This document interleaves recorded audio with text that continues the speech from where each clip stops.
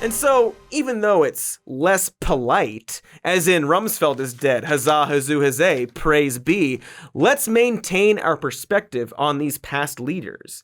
Be them a Bush, or that rapist one, or that guy who really loved to kill people with flying robots. And let's not forget history's greatest monster. You know the one.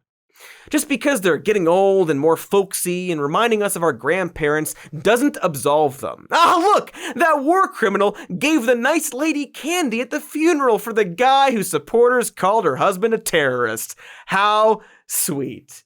And if you really don't see the big deal here, allow me to give you an added emphasis. Well, first of all, I never hated Donald Trump.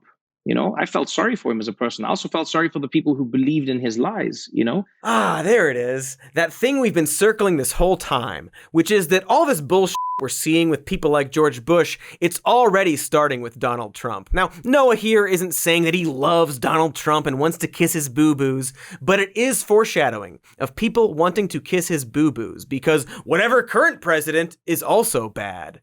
It's inevitable that when he gets really old and sick and starts to fade and eventually dies in like 6 months, there will be this weird expectation from people in the center and liberal circles to be nice about it. Or maybe he'll write a book or fucking paint, go bowling with Jimmy Kimmel or whatever, go on the Late Show where Stephen Colbert says fucking this. So there is analysis of intelligence that you believe that there are weapons of mass destruction in Iraq, and I believe that sincerely. I don't think anybody made up the belief that there were weapons of mass destruction.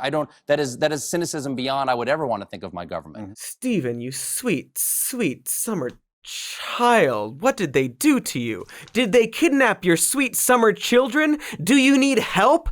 Do you need help knowing about the Project for the New American Century, whose members included Rumsfeld and Dick Cheney, a group that urged Bill Clinton to pursue the removal of Saddam Hussein's regime from power, a group whose pre-2000 report posited that in order to do so, they would need, quote, some catastrophic and catalyzing event like a new Pearl Harbor, a group whose members became the vice president and the secretary of Defense, a Secretary of Defense who, according to a book by Bob Woodward, the day after 9/11, said that Iraq should be a principal target of the first round of terrorism. Do you need any more help, Stephen Colbert? The point is, there will be people talking about how sweet and old he got, or how, in Trump's mind, he was doing the right thing all along. But, maybe f*** that. Maybe I don't give a sweltering shit that Donald Trump can't flush for some reason, whether or not Donald Trump or Bush or all these other honkies thought they were doing the right thing, but rather what they actually did. Here's the f***ing Associated Press after Rumsfeld's death. Donald Rumsfeld, a cunning leader undermined by Iraq war. Undermined by the thing he did, the thing he lied about so he could do it. War criminal, undermined by war crimes. Unfucking real.